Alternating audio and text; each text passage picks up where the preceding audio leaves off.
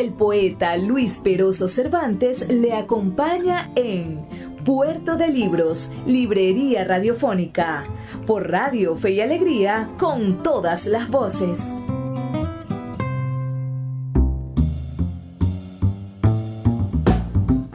Seguimos en Puerto de Libros, Librería Radiofónica, por la señal nacional de Radio Fe y Alegría. En esta oportunidad estamos conectados con Rodrigo Blanco Calderón, novelista y cuentista venezolano, nacido en Caracas en el año 1981 y ganador del premio de la Bienal Mario Vargas Llosa con su novela The Night. Nos conocimos en el año 2012, Rodrigo, en el Congreso de Escuelas de Letras. Yo como estudiante en la Universidad del Zulia y tú como profesor de la Universidad Central de Venezuela. Actualmente resides en España. Ante todo, Rodrigo, quisiera pedirte un saludo para nuestra audiencia en Maracaibo y en el país. Y luego coméntanos cómo estás viviendo los días del confinamiento por cuarentena en España.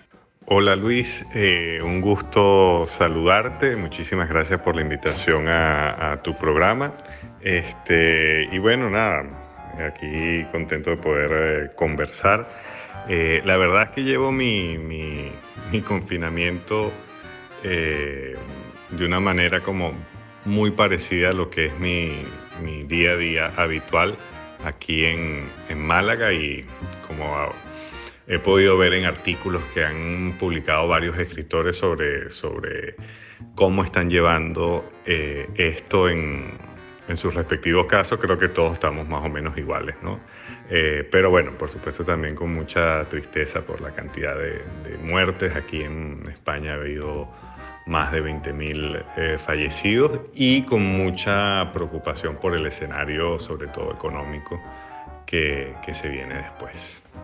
Sigo con mucha atención tu cuenta de Twitter, @atajoslargos, que invito a todos los que nos escuchan a seguirlo, ¿no? Donde a veces en tono de chanza y otras en franca rebeldía vas haciendo un diálogo con la realidad. Muchos pensadores de las redes sociales o influencers se aventuran a hablar del futuro de la humanidad y dicen que habrá un cambio sustantivo en la condición humana. ¿Qué opinas tú? ¿La pandemia y sus medidas de contención nos harán cambiar, o el siglo XXI seguirá su rumbo muy pronto sin mayores cambios?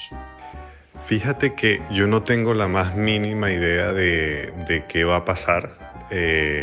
Precisamente leo todo el tiempo artículos sobre el tema. Incluso hay libros que yo estaba leyendo ya previamente que apuntaban a un diagnóstico sobre la catástrofe de este tiempo, y leo todo eso precisamente porque yo mismo no sabría decir cuál es el panorama de lo que vendrá. Creo que en lo que todos coincidimos es en lo obvio. O sea, ha habido un cambio profundo de muchas cosas que dábamos por seguras, y muy probablemente el escenario que venga cuando termine la pandemia va a ser distinto del que teníamos previamente, ¿no? Y en el caso de aquí de Europa no creo que sea un escenario, una crisis económica ya como la que pudo haber habido hacia el 2008, 2009, ¿no? O sea, vamos a tener un escenario de crisis económica, pero creo que cosas muy sensibles y muy profundas de cada uno de nosotros como individuo y como sociedad ha quedado un poco lesionada, ¿no? Ahora, los términos concretos en cómo se va a manifestar ese cambio, qué puede pasar, cuál va a ser el futuro, por ejemplo, de las dinámicas de trabajo o de la publicación editorial, la verdad es que no tengo la más mínima idea, y estoy tan expectante como cualquier otra persona. Y en parte, bueno, muchas de las cosas que pongo yo en Twitter, soy un opinador como cualquier otro, porque quizás es una forma también de lidiar con la incertidumbre. Tanto en las redes sociales como en otras entrevistas que te han hecho y en tu propia obra literaria más reciente, vemos el nacimiento consciente y definido del tema del inmigrante venezolano y su tragedia. Hay una épica del venezolano que se está narrando y que tiene en tu novela The Night un punto de referencia. ¿Crees que la narrativa venezolana podrá desarrollar más este tema hasta convertirlo en una saga que represente lo humano en la literatura, en nuestra literatura? ¿Crees tú estar contribuyendo a eso? Fíjate que, bueno, yo me he dado cuenta después de que publico cuentos o he publicado la novela o después de que escribo, que mi narrativa siempre tiene una conexión abierta con el presente, sobre todo cuando se trata de utilizar contextos para narrar las acciones y los devenires de los personajes, ¿no? Y en ese sentido, las cosas que he escrito en los últimos 5 años se han contagiado de lo que ha sido mi propia experiencia como venezolano emigrante, ¿no? Pero eso no quiere decir que yo me proponga de alguna u otra manera enfocarme en ese tema para hacer puntualmente una contribución desde la literatura a este periodo tan importante de nuestra historia. Es algo que creo que está allí, pero no es parte de un programa estético definido mío. Creo que ha habido otros autores que quizás lo han trabajado de forma más sistemática y con mucho más logros y conciencia, como es el caso de Juan Carlos Méndez Guedes, que una buena parte de su narrativa ya plantea el tema del venezolano emigrante y del venezolano inmigrante en Europa, específicamente en España, con unos contenidos que van desde la comedia hasta la tragedia. Es el caso de su novela, que es del año 2003 o 2004, Una tarde con campanas, que ya plantea muchas de las cosas que luego hemos vivido en conjunto como sociedad. En mi caso, fíjate, en mi última novela, que iba a salir ahorita en mayo, pero va a salir ya para el año que viene, por esta situación del coronavirus, yo la enfoco en Venezuela, en el contexto en la ciudad de Caracas, un poco en esa nueva dinámica que ha surgido con la emigración masiva y el abandono de perros. Entonces, tú puedes ver allí que el tema se filtra de una u otra manera, aunque bueno, mucho depende de cómo se trate, ¿no? Todas estas cosas, insisto, son muy tempranas para evaluarlas y habrá que ver dentro de unos 10, 15, 20 años cómo fue el tratamiento de estos temas y cuál es su valor actual. La literatura venezolana siempre ha adolecido de una industria editorial que la promueva. Pero es un padecimiento realmente regional, más bien de todo el continente. Ese mismo lamento lo entonan poetas y narradores de cada país de nuestra América Latina. El destino ha querido ofrecerte a ti la posibilidad, a través de tu talento y de la visibilidad que te dio el premio Bienal Mario Vargas Llosa, de representar a la literatura de nuestro país junto a nombres como los de Barrera Tisca, Antonio López Ortega y otros que te llevan al menos unos 10, 15 y hasta 20 años de edad. Me gustaría preguntarte por otros nombres de nuestra generación, de esta generación de escritores más actuales, y cómo ves la salud de nuestras letras en la actualidad. Yo creo que desde todo punto de vista, el balance para la literatura venezolana de los últimos 20 años ha sido muy, muy positivo, tanto desde la dinámica interna en el mercado editorial venezolano, que a pesar de la crisis tuvo momentos de mucho crecimiento, de apuesta de casas internacionales por autores venezolanos, como por la respuesta del surgimiento de editoriales independientes cuando la crisis hizo que esas grandes editoriales dejaran el país. Creo que en estos años ha crecido una masa de lectores venezolanos de sus propios autores que quizás no se veía de una manera tan evidente en el pasado, y eso ya es un signo alentador con miras hacia el futuro, ¿no? A nivel de la difusión de la literatura venezolana fuera de Venezuela, creo que también el balance es muy prometedor.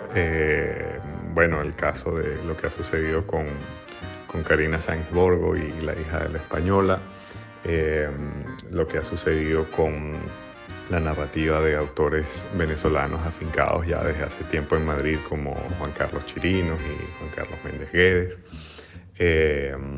Lo que está sucediendo con como el posicionamiento de escritores venezolanos en un espacio tan difícil como Estados Unidos. Es el caso de Enza García, por ejemplo, que está haciendo un diplomado en escritura creativa en Estados Unidos, en Colombia. Es el caso de lo que yo llamo los poetas venezolanos en Nueva York. Santiago Acosta, Alejandro Castro, Adalbert Salas, Natacha Tiñacos, que son todos poetas de altísimo nivel y que están logrando que su poesía sea leída en otros circuitos más amplios que los tradicionales. La emigración venezolana también nos ha llevado a, por ejemplo, que tengamos una colonia importante de escritores venezolanos en México, que es un mercado fundamental dentro del ámbito hispano. En México están escritores como Gisela Cossack, José Urriola, Fedosi Santaella, que cada uno también está creando su nicho allí. Y todas estas son signos alentadores en medio de la tragedia que ha sido la desgarradura del país, ¿no? Entonces, en ese sentido yo soy muy optimista, porque aunque ya no estamos en una dinámica de literaturas nacionales, ¿no? Yo creo que eso ya no se usa ni siquiera en los debates académicos, sino todavía en alguna que otra discusión rezagada en la prensa cultural. Aunque ese debate de literaturas nacionales ya no existe, la literatura venezolana, a través de sus escritores, de lo que individualmente van logrando, nos permiten ser bastante optimistas de su presente y de su futuro. Hay muchos nombres que en una entrevista se quedan por fuera, es cuestión de sentarse y anotarlos, pero donde tú vayas, donde tú pongas el dedo en el mapa, vas a encontrar escritores venezolanos que de manera también a veces muy callada están logrando publicar en sus países de recepción y que están recibiendo muchas influencias, ¿no? En México también está Jesús Miguel Soto. Pienso en el poeta Jesús Montoya, que está en Brasil y que ha ganado un premio internacional y ya ha dejado que la lengua brasilera influya su nueva poesía. Es decir, yo creo que el estado de creación, de publicación y de difusión relacionado con la literatura escrita por venezolanos es efervescente y esa movilidad permite presagiar como cosas muy buenas. Me gusta mucho escucharte decir que se están superando los debates de las literaturas nacionales, que es también como pensar que en los años 90 logramos superar la sociologización de la literatura, e igual la crítica disminuyó la intensidad de los juicios semióticos a la obra. Estos capitales de la crítica nos sirven ahora, sin radicalismos, para enriquecer discursos de un análisis mucho más amplio. Pero sin duda leer nuestra literatura como un todo descifrará elementos identitarios valiosos más allá de lo meramente estético. Quisiera tu opinión sobre la posible conciliación entre dos realidades literarias que me parecen contrapuestas: el escritor venezolano en el exilio y el escritor que es un sobreviviente a la crisis interna. Y pienso en los casos de la literatura cubana o en las experiencias de escritores europeos que en procesos migratorios han cambiado hasta de lengua, hasta de la lengua en la que escriben. ¿Podemos unir esas dos caras de la moneda? ¿Será que leyendo esas dos visiones de lo venezolano podríamos encontrar una posible solución al conflicto real que será el retorno de la diáspora al país? Bueno, fíjate que esa pregunta se la planteaba Mariano Picón Salas en su libro Formación y Proceso de la Literatura Venezolana a mediados del siglo XX. Él decía que él se preguntaba quién iba a ser el novelista que lograra juntar a las dos Venezuelas, la Venezuela del exilio y la Venezuela de los que se quedaron en Venezuela. Porque fíjate que hasta ese entonces quienes habían vivido sobre todo la experiencia del exilio habían sido escritores. Pero de alguna u otra manera ese conflicto ya había estado, solo que digamos la estabilidad del periodo democrático nos hizo olvidar que en otros momentos de nuestra historia esa división ya había existido. Lo cierto es que ahorita no se trata ya únicamente de escritores emigrados por motivos políticos, sino que estamos hablando de millones de venezolanos que están emigrando en las peores circunstancias posibles, emigrados que cubren toda la escala socioeconómica, ¿no? Esa es la gran diferencia. Pero bueno, conviene tener en cuenta que esas preguntas ya anteriormente se habían planteado. Mira, no creo que ninguna obra, ninguna literatura pueda responder o solucionar ningún conflicto de ese tipo, porque eso es un problema político y social mayúsculo. Cuando sea que vuelva la democracia a Venezuela y cuando vuelva buena parte del exilio venezolano a vivir en Venezuela, va a venir uno de los grandes retos, que es tratar nuevamente de reconocerse, porque ahorita hay muchas fricciones entre los que nos fuimos y los que se quedaron. No sé hasta qué punto la literatura puede hacer algo más allá de reflejar precisamente esas fisuras. Los casos que tú mencionas son muy pertinentes porque nos dicen también que en otros contextos estas situaciones ya han ocurrido, ¿no? El caso de Cuba, como bien lo mencionas, o de estos escritores europeos que tuvieron que dejar sus países y que luego no pudieron plenamente reintegrarse, ¿no? El caso de América Latina, Bolaño creo que lo refleja muy bien, ¿no? Lo difícil que fue su regreso a Chile 25 años después y cómo hubo roces, ¿no? Por